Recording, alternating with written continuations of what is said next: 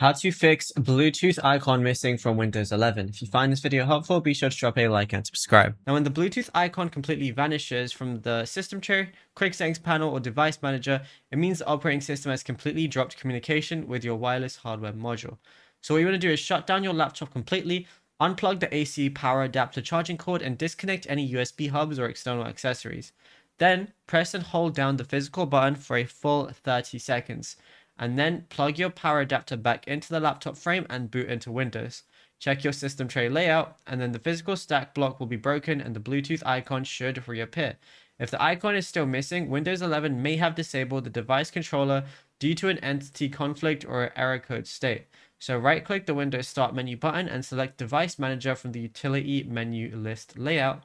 And then what we want to go ahead and do is once you're in your Device Manager, look at the top application bar and then go ahead and click on View and then press Show Hidden Devices. Go ahead and turn that on. Now, once you go ahead and have Show Hidden Devices turned on, locate the Bluetooth branch tree, which is going to look something like this. Now, look for your primary card layout, which is going to be something like this. And then all you want to go ahead and do, if icon shows a downward pointing arrow, right click it and then select Enable Device. And if it shows a yellow exclamation mark triangle, right click it and then uninstall the device and confirm the prompt card and immediately restart your laptop to force Windows to clean a new driver block.